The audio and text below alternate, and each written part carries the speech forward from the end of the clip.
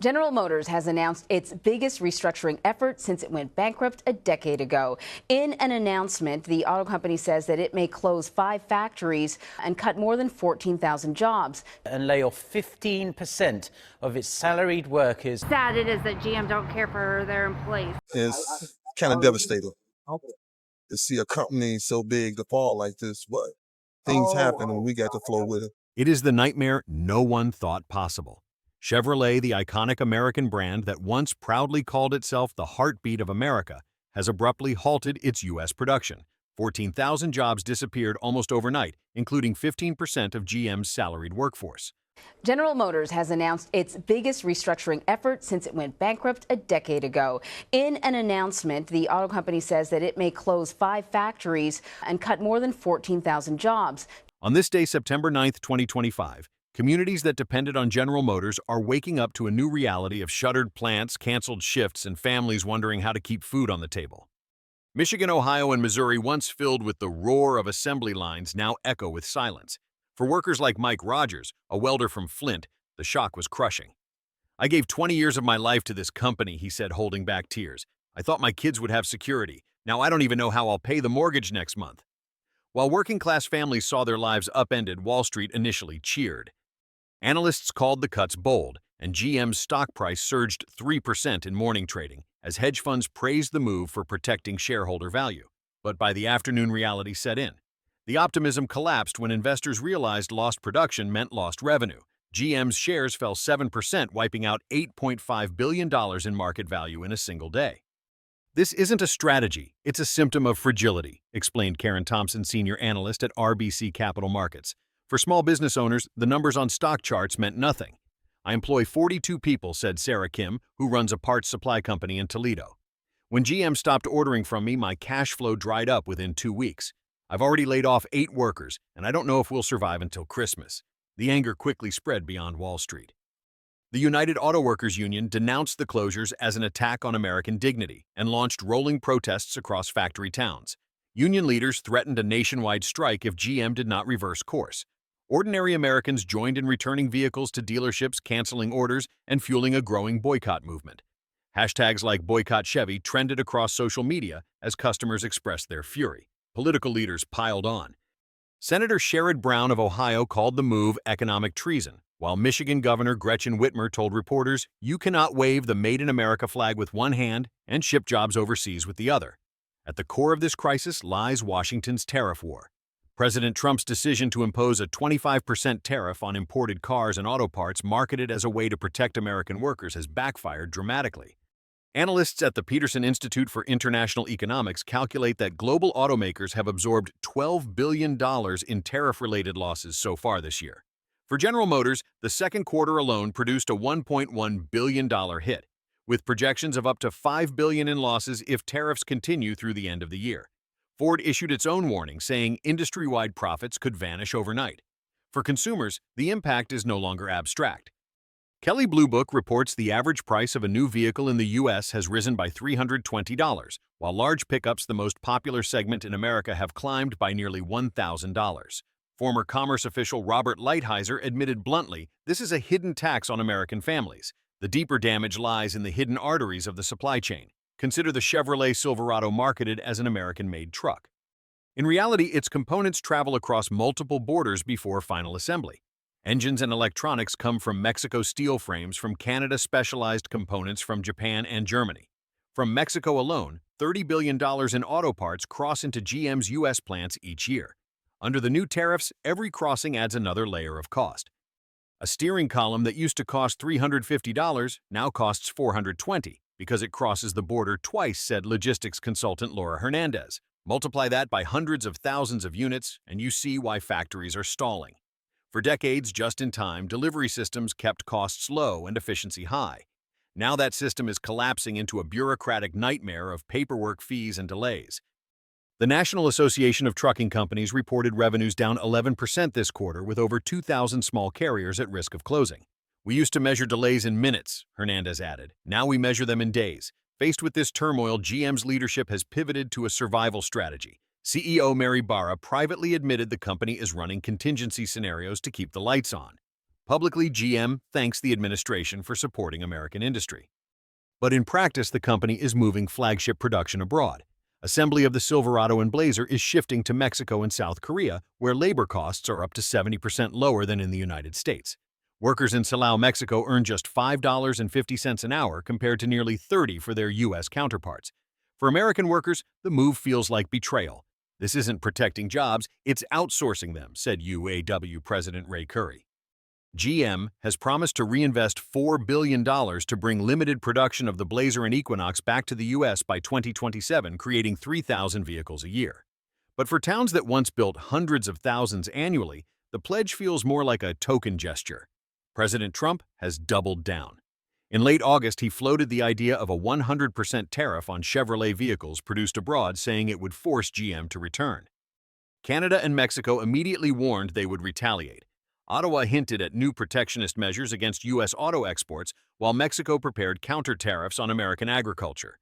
It's economic Russian roulette, said Senator Elizabeth Warren. Every new tariff creates another crack in the system, and it's American families paying the price. Meanwhile, China imposed fresh tariffs on U.S.-made SUVs, cutting Cadillac exports by 30%. Rivals from Germany, Japan, and South Korea rushed to seize market share, expanding sales into regions where American brands once dominated. For communities built on auto plants, the fallout is devastating. In Flint, Michigan County, officials report mortgage defaults up 17% since July, and local banks warn foreclosures could double by early next year. Restaurants, grocery stores, and barbershops that thrived on steady factory shifts are closing their doors.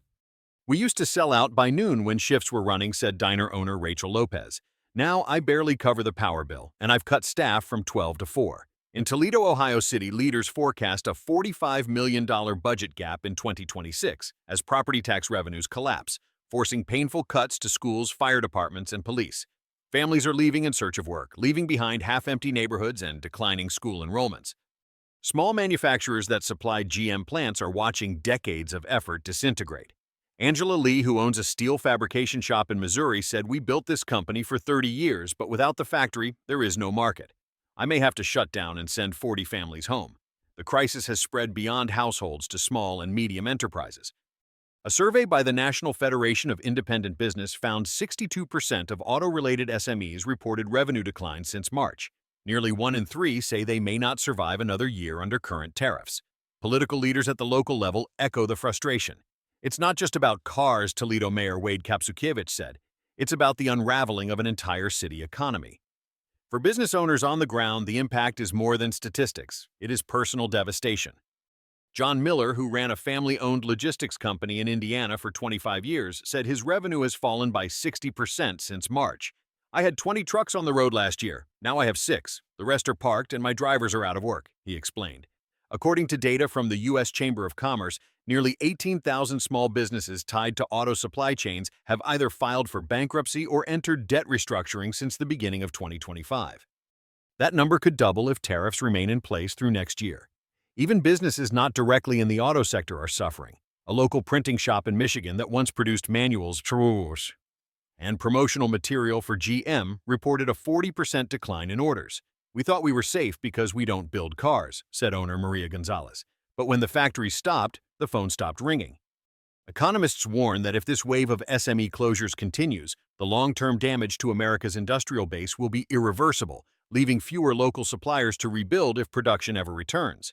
Internationally, the shockwaves are profound. The once tightly integrated North American auto supply chain is fragmenting. Canada is fast-tracking new trade agreements with the European Union. Mexico is inviting Chinese investment into its automotive sector. Former Canadian Foreign Minister Chrystia Freeland warned in a CBC interview, "The United States is isolating itself, and every tariff accelerates the shift of trade flows away from America." Economists warn the costs will be long-lasting. Mark Zandi of Moody's Analytics projects that if tariffs remain through 2026, the U.S. will lose 210,000 auto jobs and GDP growth will fall by 0.4% annually. Meanwhile, SMEs across the Midwest risk extinction.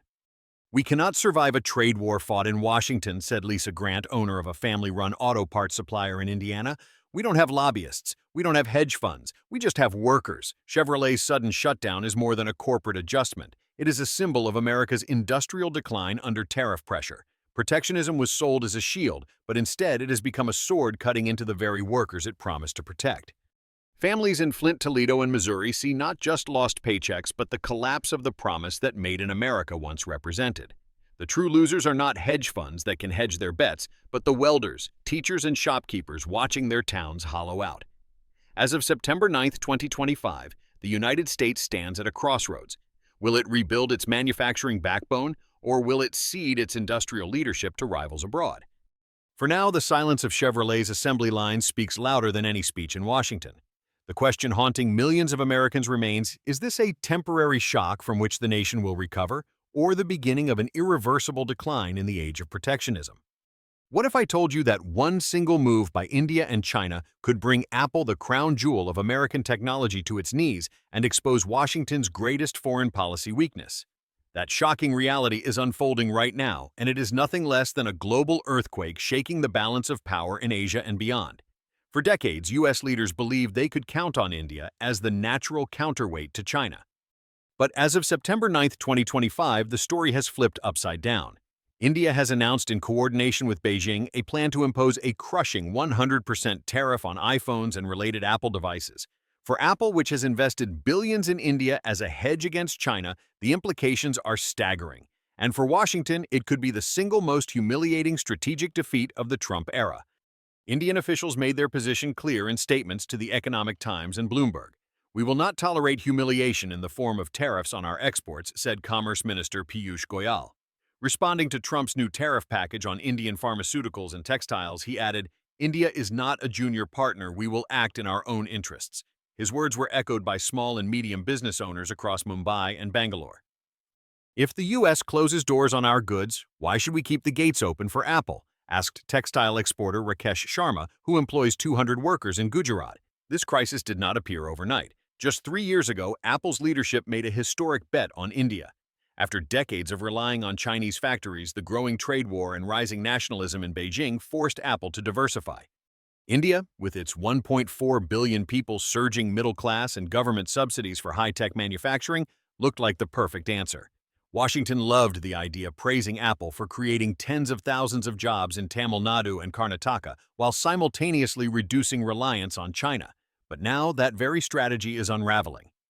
According to new figures from Counterpoint Research, Apple planned for 25% of all global iPhone production to be based in India by 2027. Already, iPhone 12, 13, and 14 models are rolling off assembly lines at Foxconn and Pegatron facilities.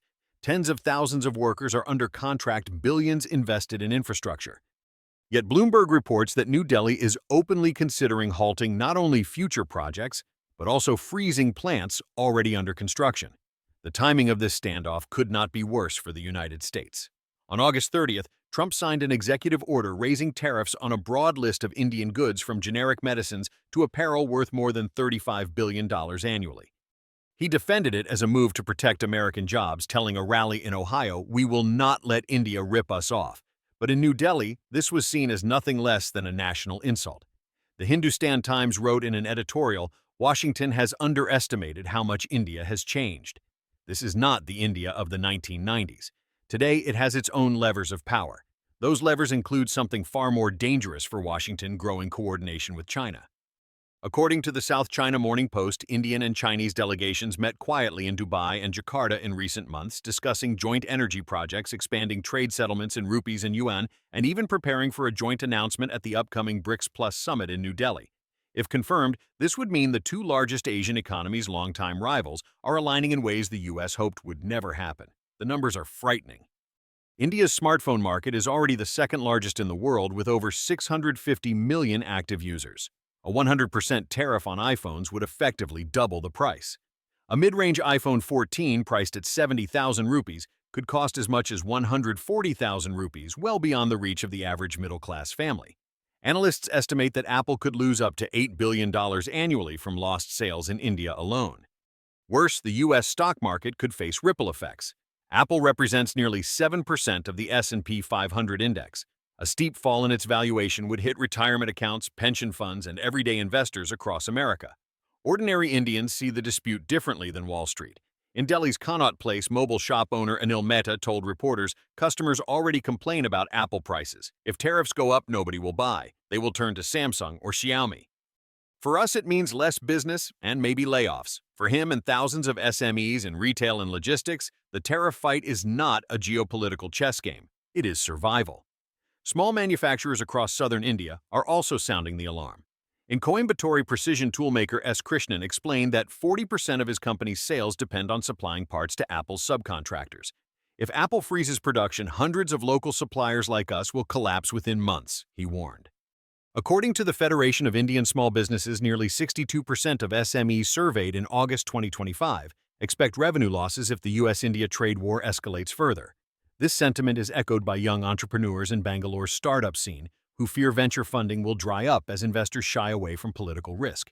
For them, tariffs are not just numbers in a policy document, they are existential threats that decide whether new businesses live or die. Washington is scrambling to respond. According to Reuters, the White House is reviewing options ranging from restricting Indian IT firms' access to the U.S. market to tightening visa rules for Indian software engineers. But those measures may backfire.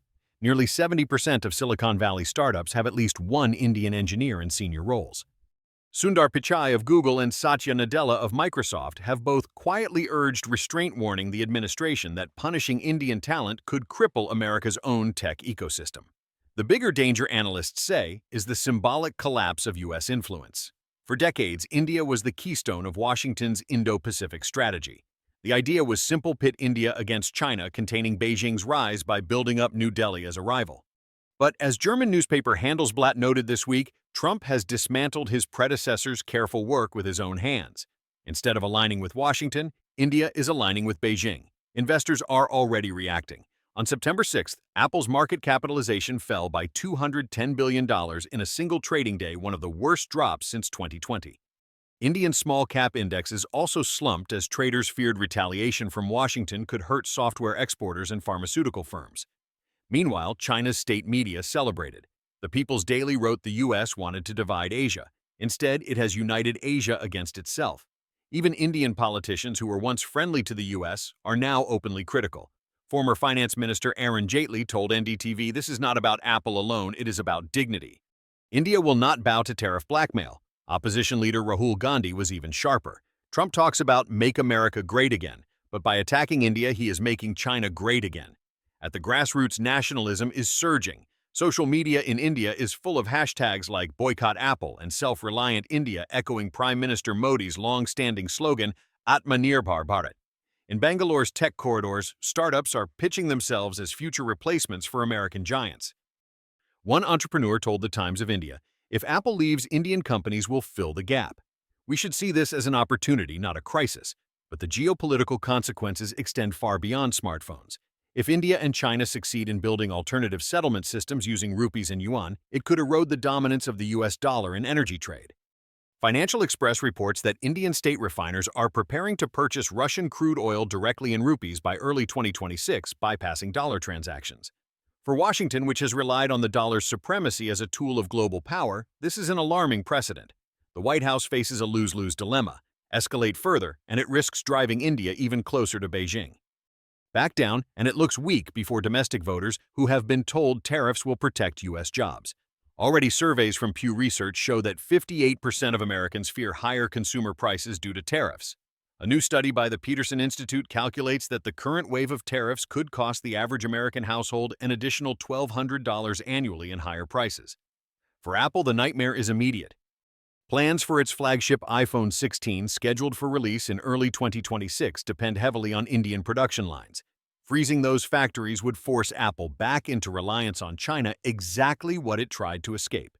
It is ironic, said analyst Daniel Ives of Wedbush Securities. Apple may have no choice but to run back into the arms of Beijing because Washington pushed India too far. The deeper question is whether America is repeating its old mistakes. In the 1990s and 2000s, U.S. policymakers assumed that bringing China into global trade would turn it into a cooperative partner. Instead, China became the United States' biggest rival.